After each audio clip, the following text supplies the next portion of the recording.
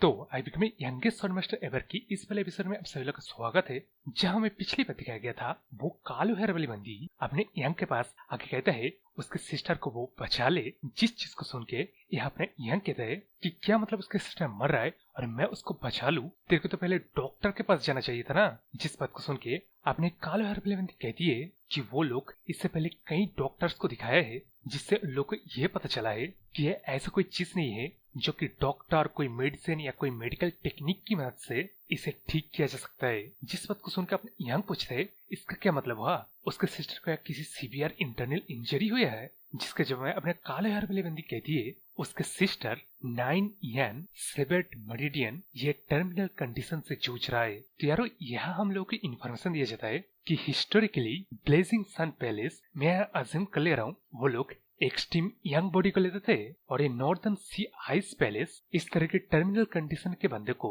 जो कि extreme young body वाले बंदे को लेते थे।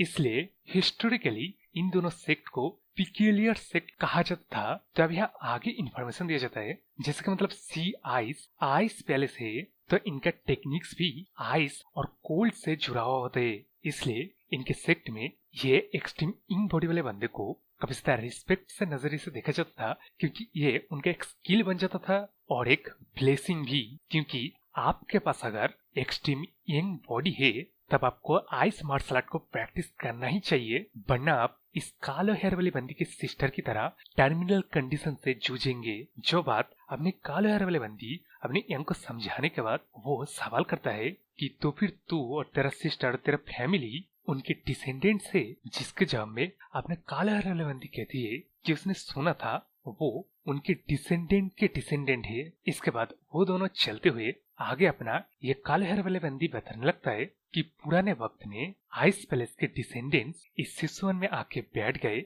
और तब के वक्त इस सिसवन जगह को सिसवन टैंक फैमिली के नाम से जाना जाता था। यानी कि इस पूरे सिसवन का सबसे बड़ा और पावरफुल फैमिली टैंक फैमिली ही था। तो वो लोग टैंक फैमिली में शादी कर लिए, लेकिन अब दिक्कत यहाँ आता है ये जो टैंक फैमिली है ना ये पॉइजन और सीक्रेट वेपन्स को संभालते हैं।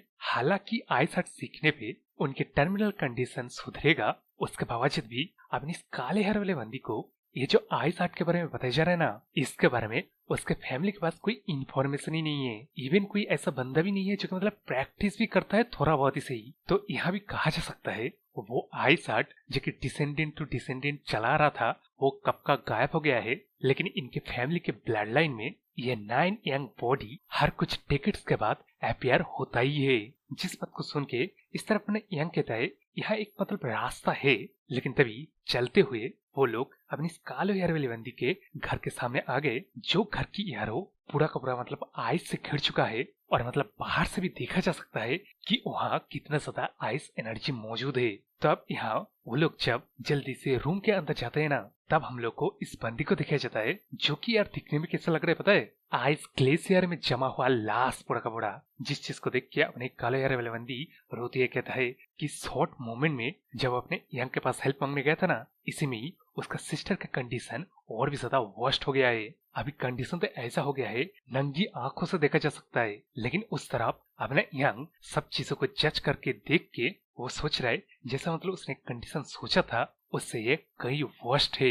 इसलिए वो अपनी काले हेयर वाली बंदी को कहता है जो कि यार इसका नाम मीडियट है कि वो उसके सिस्टर को जान बचा लेगा ये गारंटी नहीं दे सकता है, क्योंकि उसके सिस्टर इस कोल्ड को इनेट एनर्जी की मदद से रेजिस्ट कर रहा था जो कि लंबे वक्त से कर रहा था। इसकी वजह से वो अपने लिमिट पे आ चुका है और ये कंडीशन उसका सीवियर फॉर्म है जहां उसका सिस्टर अपने सारे सेंसेस को बंद करके ब्लॉक करके अपने सारे एनर्जी को भेन्स में फोकस कर रहा है। तो अब इस बात को समझ के अपने कालो हेयर वाले बंदी एक दिन मतलब टूट के रोने लगता है और मतलब पूछने लगता है कि क्या सच में ऐसा कोई तरीका नहीं है जिससे उसके सिस्टर की जान बचाई जाए। इस बात के जवाब में अपने यंग कहता है कि एक तरीका है जिससे उसे आर्टिफिशियली उसके सिस्टर के शरीर से उस कोल्ड एनर्जी को बाहर निकलना पड़ेगा, लेकिन यहाँ दिक्कत ये आ जाता है उस प्रोसेस को अगर उसका सिस्टर नहीं संभल पाए या अपना यंग उसके सिस्टर की एनर्जी से ओवरवेल्म हो जाए तो इन दोनों कंडीशन में वो दोनों ही मर जाएंगे।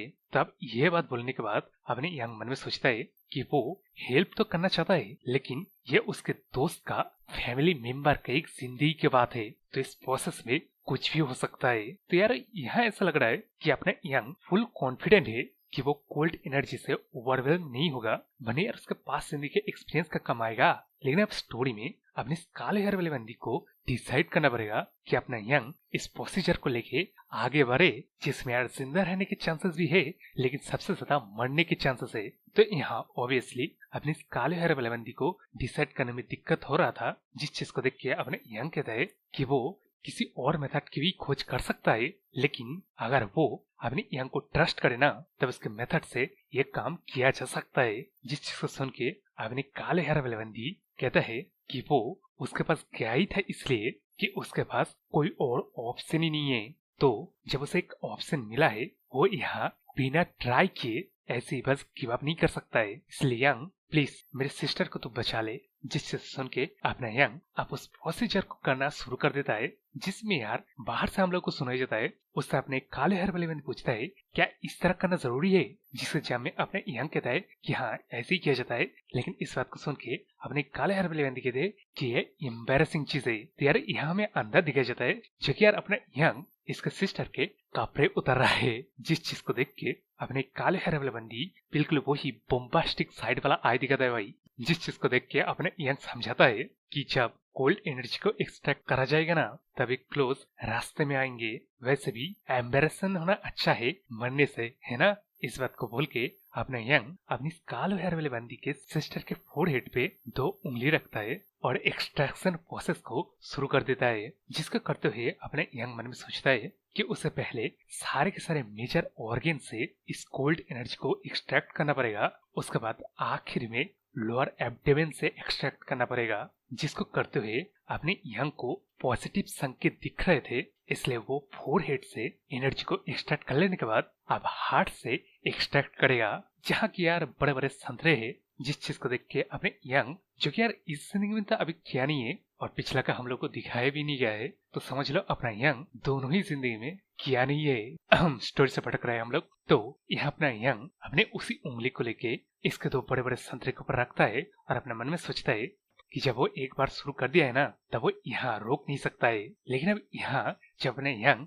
दिल से कोल्ड एनर्जी को एक्सट्रैक्ट कर रहा था ना, तब वो एनर्जी अचानक से स्काई रॉकेट में मतलब हाई हो गया, जिसको यहाँ एक्सट्रैक्ट करते हुए अपने यंग मतलब स्ट्रगल कर रहा है। लेकिन उस तरह कोई एनर्जी भी उतने आसानी से निकल भी नहीं रहा था। लेकिन यहाँ अपने यंग हार नहीं मानता, जिसकी वजह से मतलब इसको देख रहे हो अपने यंग का पूरा आधा साइड आइस से कवर हो गया है। तो यहाँ अपने यंग मन में सोचता है कि उसने अपर बॉडी के 6 मेरिडियन से ये सारे कोल्ड एनर्जी को एक्सट्रैक्ट कर लिया है। लेकिन दिक्कत यहाँ आ जाता है कि उसका बॉडी जितना कोल्ड एनर्जी को संभाल सकता था, उससे कहीं आगे जा चुका है। तो यहाँ अपने यंग मन में सोचता है कि वो अगर इस चीज को कंटिन्यू रखे ना, सबसे पहले वो ही जम के मरेगा।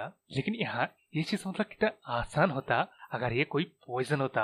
जो चीज सोचने के बाद ही अपने यंग को कुछ याद आता है, जो कि यार वो जब मेडिसिन किंग हॉल के हॉल मास्टर को बचाया था ना, मतलब मशरूम हेड वाले के दद्दू को, उसने एक इम्पोर्टेंट बात बताया था, जो कि यार मेडिसिन ना कुछ अलग नहीं है पॉइजन से, बस क्वांटिटी, डेंसिटी, क्वालिटी कितना बॉडी संभाल सकता है, उससे ज्यादा आप अगर मेडिसिन को भी कंज्यूम कर लो तब वो पॉइजन की तरह ही काम करेगा। जो चीज यार यंग एनर्जी में भी तो लागू होता है, मतलब जो फायर ड्रैगन पॉइजन था और जो 10,000 कार्प वाला पील था, जो कि कुछ ज्यादा ही मात्रा में यंग एनर्जी रहने की वजह से वो एक फायर पॉइजन बन गया था, जो कि ऑब्वियसली बॉडी कितना संभाल सकता है, एक्चुअली ह्यूमन बॉडी कितना संभाल सकता है, उससे कहीं ज्यादा उन दोनों ही पॉइजन और पील में ज्यादा था। तो वो बॉडी के लिए पॉइजन था, जिस रोल को अगर अपना यंग यहाँ इस कोल्ड एनर्जी के ऊपर भी लगाए ना, तभी कोल्ड एनर्जी एक कोल्ड पॉइजन बन जाता है। जो चीज सोच के अपने यंग पॉइजन प्यूरिफिकेशन टेक्निक का इस्तेमाल करता है, जो कि काफी अच्छे से काम आ रहा था,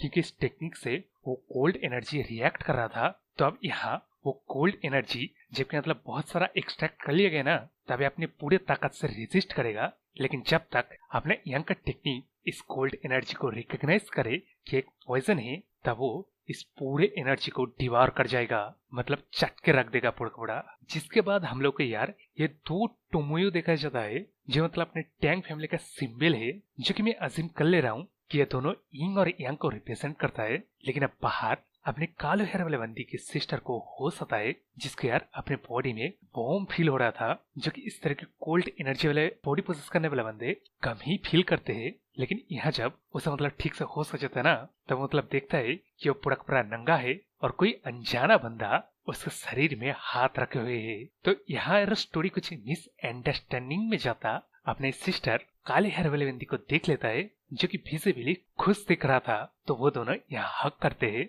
इसी के साथ ये चैप्टर यहाँ खत्म हो जाता है। मेरे को यार यहाँ सच्ची मुच्ची में जानना था अपना यंग क्या यहाँ ये सब कुछ कॉम्प्लिकेटेड चीजों को एक्सप्लेन करने के बाद कुछ मतलब ताकत को गेन करेगा या नहीं, जिसका जवाब यार अगले एपिसोड में हम लोग को पता चलेगा।